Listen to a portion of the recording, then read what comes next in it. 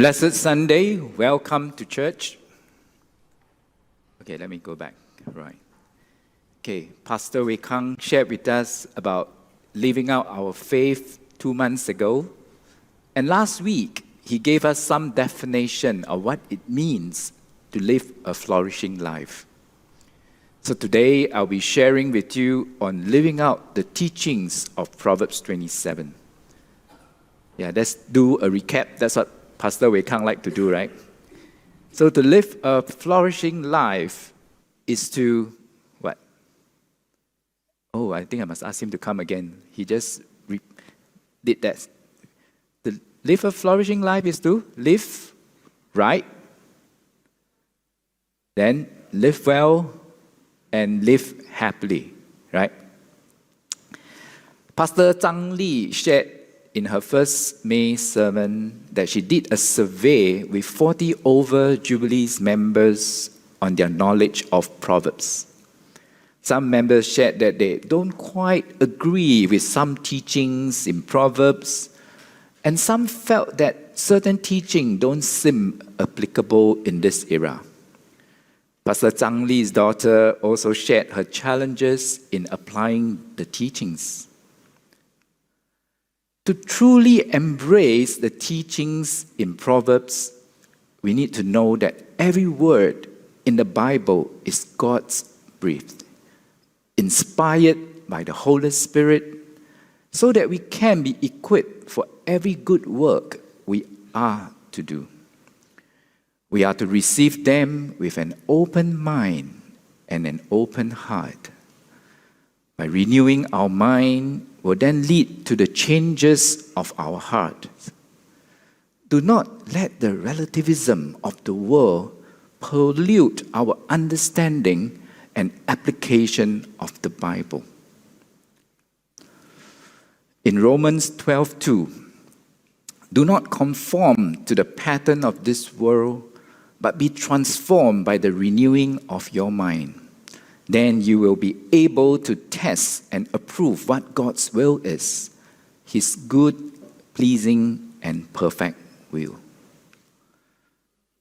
Those of you who grew up with Auntie Sabrina leading worship at Sunday school would remember this song. Auntie Sabrina, are you here? Oh, I think she is probably listening somewhere else. Anyone remember this song? Don't need to be shy, because if you know this song, means you're not that young. Yeah. All right. Auntie Sabrina will have actions, to go with this song. Hey, actually, Sean, you should know, right? Sean looking around. Okay, never mind. Yeah. The song goes like this, right? Little by little, one step at a time, mending our hearts and renewing our mind, teaching us how to be patient and kind, little by little, one step at a time. Can you recall now? No? Okay. Maybe I was in her Sunday school. Wow. Yeah, she was already teaching us on the need to renew our mind.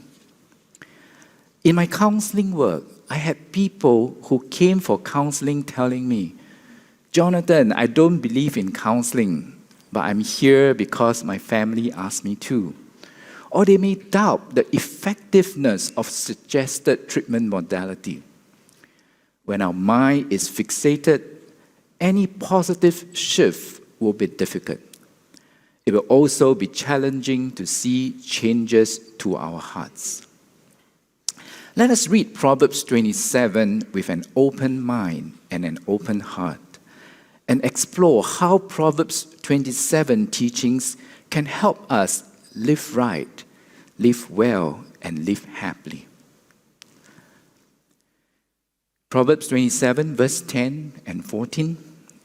Do not forsake your friend or a friend of your family, and do not go to your relative's house when disasters strike you. Better a neighbor nearby than a relative far away. And verse 14, if anyone loudly blesses their neighbor early in the morning, it will be taken as a curse. In verse 10, a family friend is also regarded as a close next door neighbor, And the relative is viewed as distance as they may not live nearby. Distance between towns may take hours or 1 or 2 days to walk. There was no MRT or buses. The wealthy family may be able to afford a donkey, a camel, or a horse. I remember that when I was on mission trip to Zambia some years back, there was no public transport. People walked hours just to attend church. I believe those of you who had gone to Takuti for a mission would have had similar experience.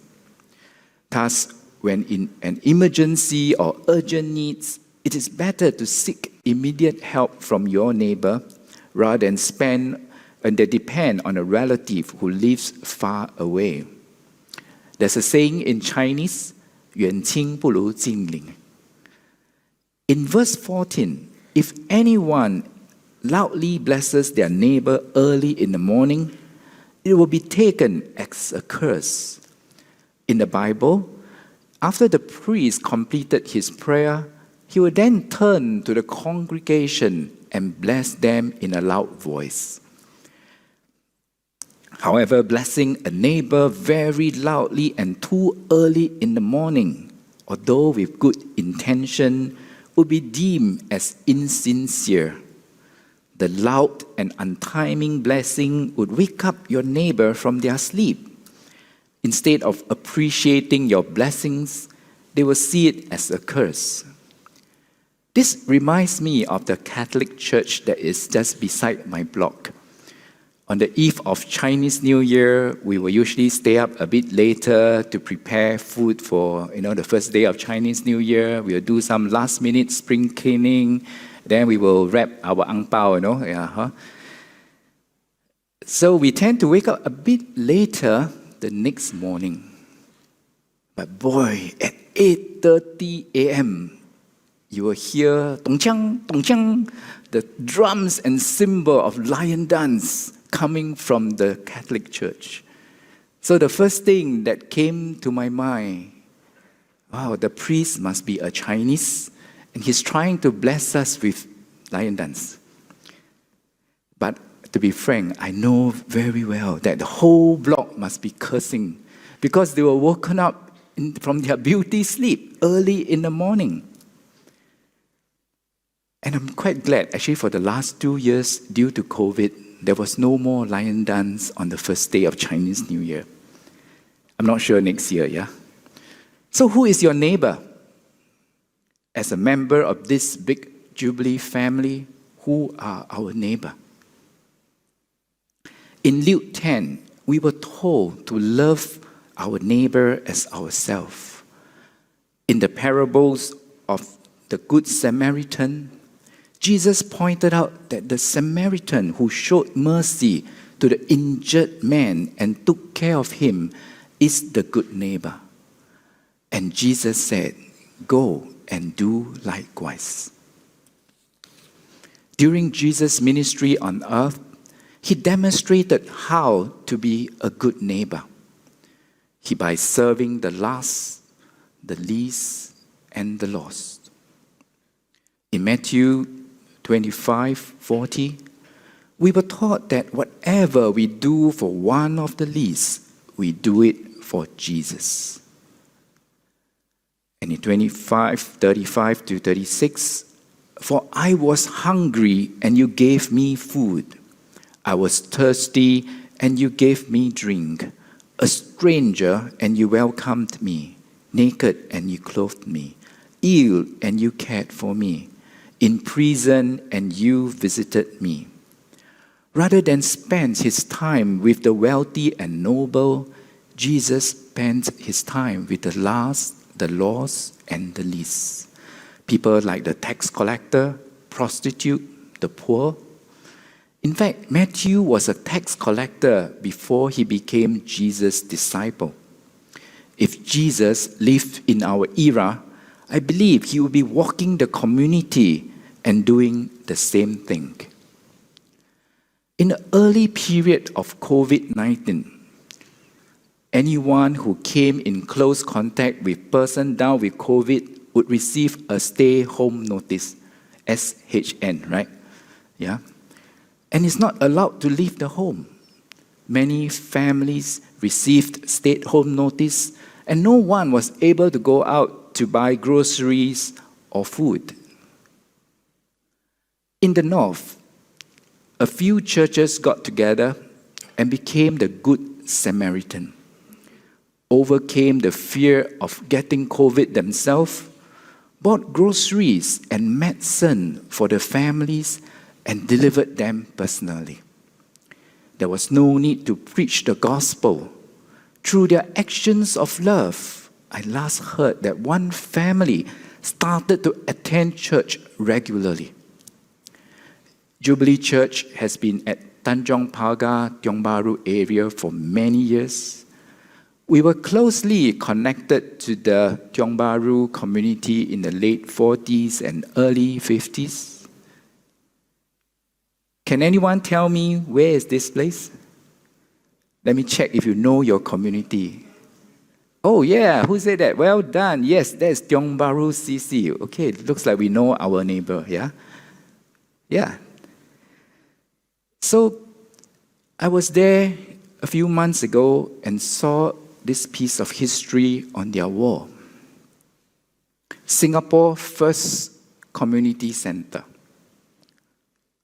What struck me was that the community held a meeting at the Outram Road Church Hall to discuss and decide on the setting up of Tiong Bahru CC more than 70 years ago. The Outram Road Church mentioned here is Jubilee Church, because you don't see any other church at Outram Road, right? We are the only one.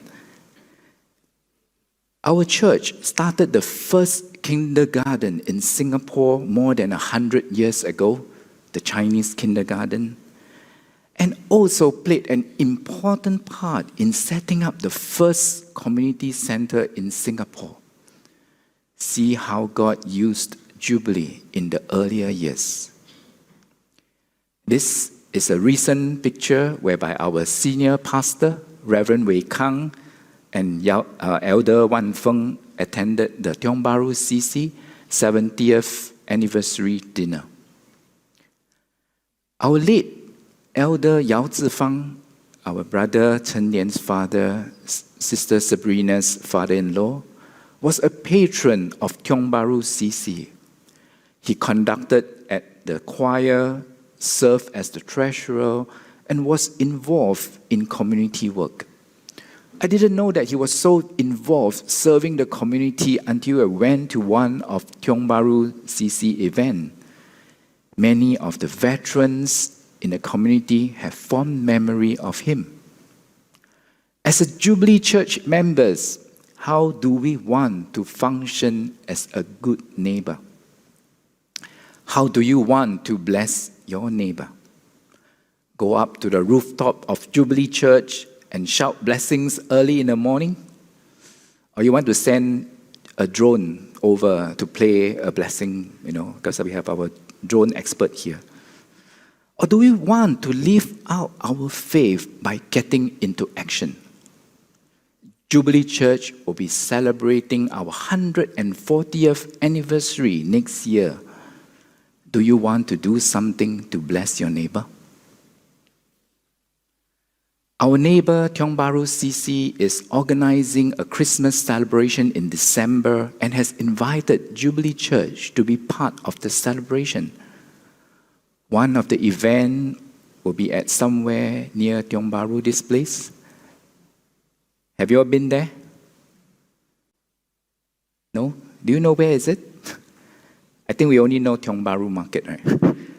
Yeah, so if you go Tiong Bahru Market, walk another 200 meters down along the road, you will see this place. It's called Kim Pong Park. We can finally sing Christian Christmas carol or play Christian Christmas music in a community space openly. A few other churches have agreed to be part of this celebration. One church has volunteered to be the main sponsor. If you are committed to live out today's teaching of being a good neighbor, volunteer yourself and approach our choir director, Sister Kathy. She'll be gathering people to prepare for the Christmas carol. Let's move on and see how Proverbs is telling us to live well and live happily. For these verses, I'll be reading from both NIV and the Passion Translation, as the Passion Translation translated different ancient scripts and translated these verses to our current context. Verse 23, a shepherd should pay close attention to the faces of his flock and hold close to his heart the condition of those he cares for. A man's strength, power, and riches will one day fade away. Not even nations endure forever. In verse 23, a person is to know the condition of his flocks and set his heart on the herds, just as the wise study and gain wisdom through Proverbs. The flocks provide food and wealth to the owners, and the teachings of Proverbs will point a person to the right path. Verse 24 tells us, a man's strength, power, and riches will one day fade away. Not even nations endure forever. This highlighted that power and wealth do not last forever. Just as how we saw the wealth and kingdom of King Solomon taken away. If you want to live well and live happily, do not hoard your blessings and wealth like the Dead Sea. We all know that the Dead Sea has inlet, but there's no outlet. Water flows into Dead Sea from River Jordan. It then has no way to get out of the lake and thus forced to evaporate.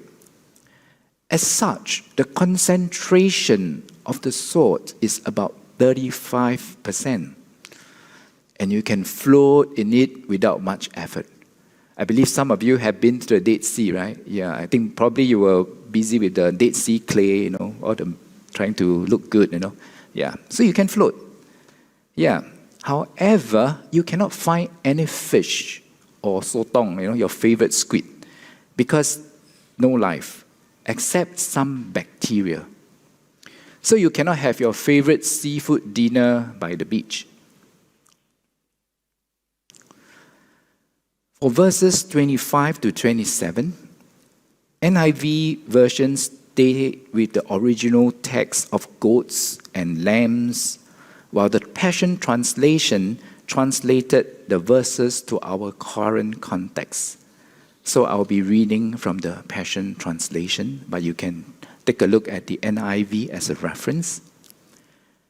Verse 25 to 27, take care of your responsibilities and be diligent in your business, and you will have more than enough, an abundance of food, clothing, and plenty for your household. Verse 25 to 27 focus on the theme of diligent and hard work, as per other verses in Proverbs 12, 13, 14, and 21. Let me take you one step further. In relation to what we learned on living right with our neighbors, the needs to be generous towards our neighbors, towards the poor, the needy, were taught in Proverbs 11, 14, 19, and 22. The plenty mentioned in verse 27 is telling us that besides having enough for ourselves and our family, it's also about plenty to share and bless others.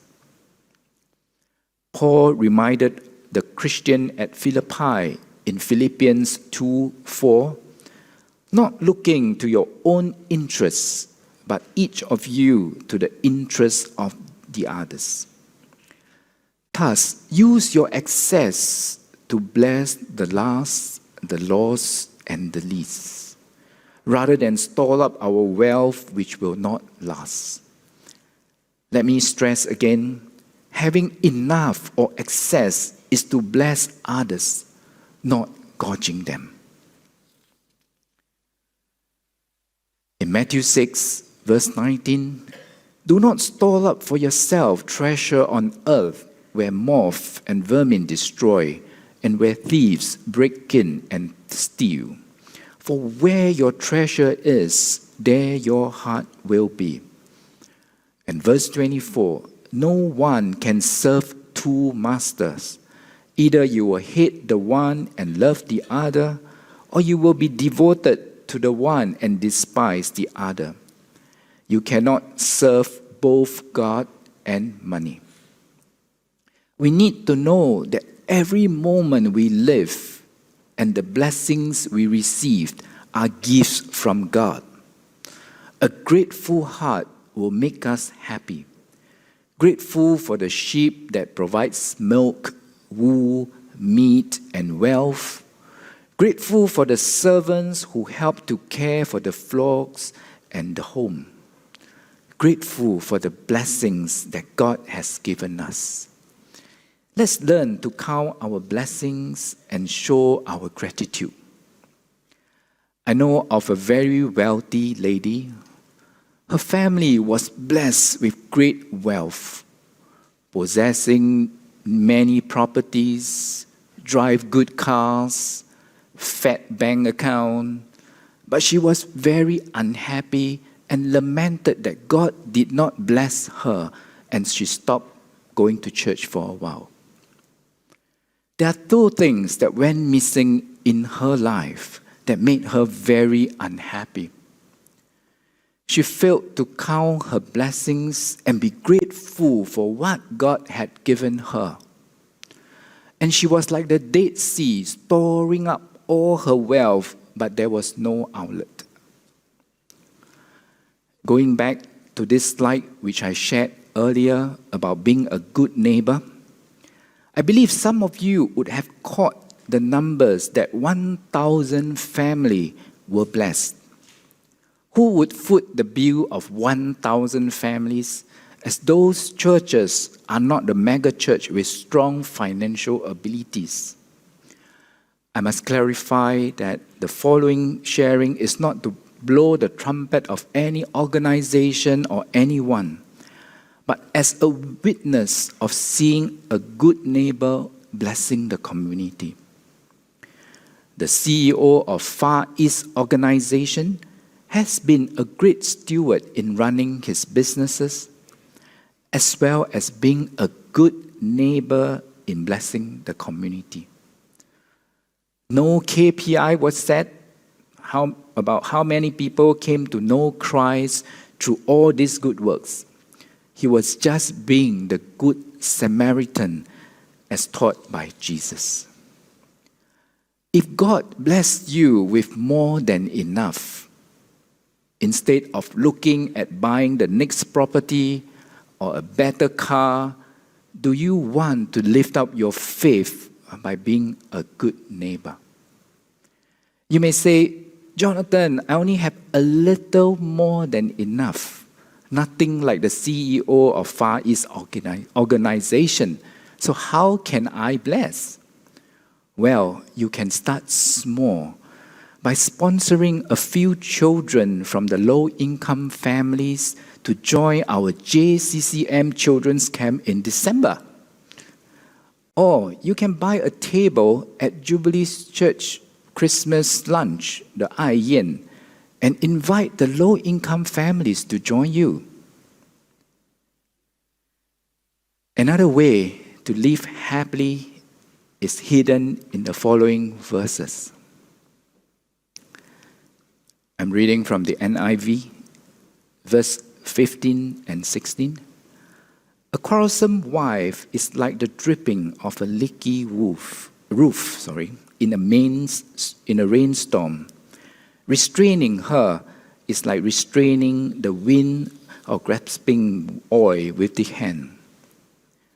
King Solomon described the leaking roof as a person suffering from the angry words of his wife, feeling miserable due to his quarrelsome spouse. Anyone buys a house hopes to find shelter from it and enjoy some peace and safety. If the roof starts to leak on rainy day, it will be frustrating as it no longer provides the shelter and peace that he hoped for. Although King Solomon used quarrelsome wife, but in my counseling work, it can also be quarrelsome husband. Thus, when I use the word he or she later on, just knows that it applies to both husband and wife. So husband, don't be too happy, all right? Yeah. When doing couple counseling, I would ask couple, why do they marry? The common reply is for happiness and support. But if a person goes home every day and face a quarrelsome spouse, he will find his home intolerable and toxic. He'll probably stay out as late as possible to avoid conflicts.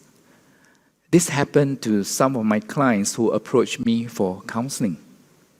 Few actually left home or 回娘家, Yeah. Just like what it was mentioned in verse 8, like a bird that flees its nest is anyone who flees from home. While King Solomon highlighted the challenges of a quarrelsome or nagging spouse, he did not elaborate further what could have possibly caused the spouse to be quarrelsome.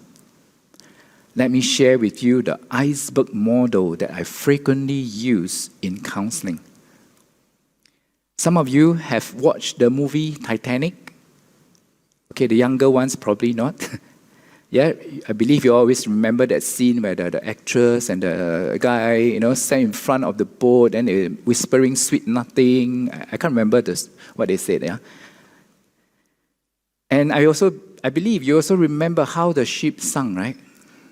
Yeah, if not, you can watch Netflix and you can rewatch it again. What the captain saw was the tip of the iceberg and did not realize that below the tip was a gigantic ice. Thus, the quarrelsome and nagging behavior are just tip of the iceberg. There are lots of underlying unmet needs and emotions. Spouse feeling not important, unloved, not respected, not attended to, not appreciated, abandoned, and so forth. All this, coupled with different expectation and perception, would result in volcano eruption, not just the leaking roof. There's a need to work on communication with the grace of Jesus and understand the emotions beneath the tip of the iceberg. Due to time, I won't be able to elaborate further because that will be another sermon. Let me give you a bonus tip. In digital gaming, it's called Easter egg. For those young people, you see, I also know gaming words. Yeah. You can apply the same iceberg model when you experience a nagging parent, a quarrelsome friend, or a negative behavior of a child. They'll probably have some unmet needs that require your attention. On a lighter note, King Solomon had many wives and concubines. Can anyone tell me how many wives and concubines he had? Anyone? Sorry? 1,000 over. Somebody said 1,000 over. Okay, very good, very close. In 1 Kings 11:3, it was recorded that he had 700 wives of royal birth and 300 concubines, and his wife led him astray. Just imagine 1,000 wives and concubines with different unmet needs. You can see 1,000 iceberg. Huh? Whew, wow. You can take up the whole North Pole and South Pole. No wonder King Solomon was greatly disturbed by quarrelsome spouse. Not forgetting 1,000 wives and concubines. Also, those who join my marriage preparation course will know, also include 1,000 nagging mother-in-law. My apologies to those who are mother-in-law, right? So to all the married men, be grateful that God gave you only one wife. This saves you from all the headache. In summary, to live out our faith through the teachings of Proverbs 27, let us live right by being a good neighbor, live well and happily with a grateful heart, bless our neighbor with our enough or plenty, and build relationship with the grace of Jesus. Amen.